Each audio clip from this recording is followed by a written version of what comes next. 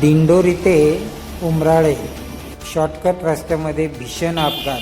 पेठ एकदरे येथील पिकअप पलटी, मजूर वर्ग दुखापत गंभीर. पेठ तालुक्यातील एकदारा या गावचे जे काही कामावर गेलेली माणसं होते, तर दिंडोरी रस्त्याला उमराळा शॉर्टकट जो आहे त्या रस्त्याजवळ पूल आहे. या पुलाच्या वरतून गाडी पिकअप पलटी झालेली एकदरे गावची. तर गंभीर दुखापत झालेली आहे. ज्या कामाला होते त्याच्यात बारीक बारीकले पोरं, महिला, पुरुष. तर आता होळीच्या सणासाठी ते घरी येत होते. अचानक पुढं खटके आल्यामुळं गाडी उडली आणि खाली पलटी घेतली आणि सर्व जे पेशंट आहेत त्यांना सरकारी आरएसटीमध्ये दाखल केलेलं आहे.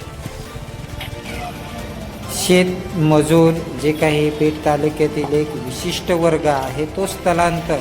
हा स्थलांतर मजूर वर्ग दिंडोरी परिसरात कामानिमित्त काम करण्यासाठी जात असताना आणि कामावरतून रिटर्न घरी होळीच्या सणाला येत असताना एक गंभीर अपघात घडलेला आहे. ह्या ठिकाणी बघतो आपण त्या रस्त्याचं काम चाललेलं आहे आणि रस्त्याची कटिंग एकदम रस्त्याच्या पुलाच्या किनारी आहे.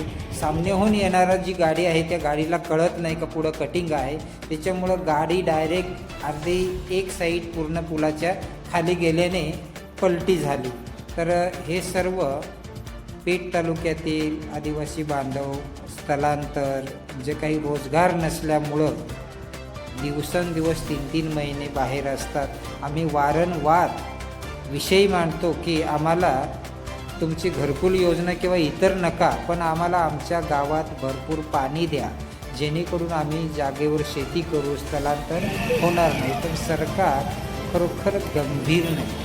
आदिवासी समाज हा फक्त मजूर म्हणून वापरण्यासाठी यांचा विकास करायचा नाही, हे एक षडयंत्र आहे. आणि याच्यामुळं ह्या सर्व समाजाला हे सर्व घटनांना बळी पडावं लागतं. मग याची जबाबदारी घेणार कोण? ह्या रस्त्याचं काम चालू आहे. रस्त्याची कटिंग किंवा रस्त्याच्या समोर काही न लावल्यामुळं सामनेहून आलेल्या गाडीला पुढे रस्त्याचा जो कट आहे तो दिसला नाही किंवा समजला नाही आणि त्याच्यामुळं ती एक साईड उतरून पलटी झाली. धन्यवाद. टोटल मंजूर 15 ते 20 होते आणि सर्व मजूर वर्ग दिंडोरी आर्यत सरकारी दवाखान्यात दाखल केलेलं आहे आणि त्याच्यावरती त्यांना तिथं उपचार चालू आहे. डॉक्टरांच्या माहितीनुसार किंवा डॉक्टरांनी सांगितल्यानुसार गंभीर दुखापती आहेत, एक्सरे वगैरे काढावे लागेल. पण असं एकही पेशंट हेड इंजुरी वगैरे असं मेजर नाही. ते एक मोठं संकट टळलेलं आहे. तरी याची जबाबदारी घेणार कोण हा एक मोठा प्रश्न आहे. रस्त्याचं काम चालू आहे, रस्त्यावाल्यांची सुद्धा जबाबदारी आहे. ती WDनी त्याच्यात गंभीरतापूर्वक लक्ष देऊन आणि संबंधित जे काही अपघाती जे काही मजूर वर्ग आहे त्यांना लागलेले यांना न्याय देण्यात यावा. धन्यवाद. सुकांत. नाव काय? कुठं कामाला गेले ते? पिपळगावला. आज घरी येत होते होळीच्या सणासाठी. तर मग काय झालं, रस्त्यात गाडी अशी उडून खाली पडली का पलटी झाली. किती माणसं होते? 10 माणसं होते. तर खरोखर पेठ तालुक्यातील आमचा आदिवासी समाज पोटा पाण्यासाठी बाहेर कामाला जातो आणि ही अशी दुरावस्था, रोजगार नसल्यामुळं बाहेर जाणं आहे आणि ही अशी दुर्घटना घडली होळीचा सण. तर खरोखर दुःखद ती बातमी आहे.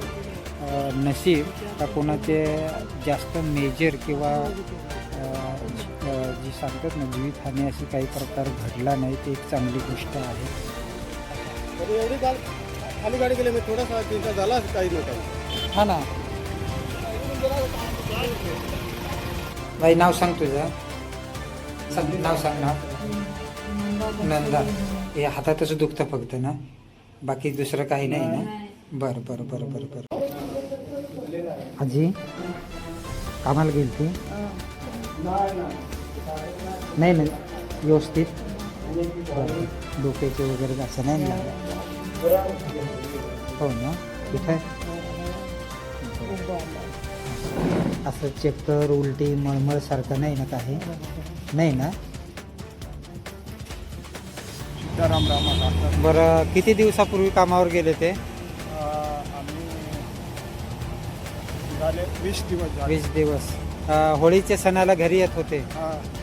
बरं बरं बरं. मग कसं काय गाडीचं काय झालं? गाडीचं येताना ना त्याचं गाडी उडली. हां हां. आणि मोरीवरतून खाली पडली. रस्त्याचं काम चालू आहे ना, रस्त्याच्या कामामुळं मातीवरून गाडी उडून खाली पडली. कोणाला अशी जास्त दुखापत वगैरे? रस्ते झालं फक्त झालं. बरं बरं बरं. बाकी जास्त काही लागलं नाही ना? नाही, नाही. माझी विनंती असेल आमदार आणि खासदार साहेबांना की या विषयावर गंभीरतापूर्वक लक्ष देऊन आमचा आदिवासी बांधव स्थलांतर असून जे काही पैसे सोडवले ते पूर्ण आता दवाखान्यात खर्च होतील आणि या गोष्टीचा विचारपूर्वक सर्व करून रस्त्याचे जे काही कुठं बोर्ड लावायला पाहिजे असे काही फलक लावल्यामुळं भीषण अपघात घडला तर या समाजाला न्याय मिळावा एवढी अपेक्षा आहे. धन्यवाद. सोपान पवार पेठ.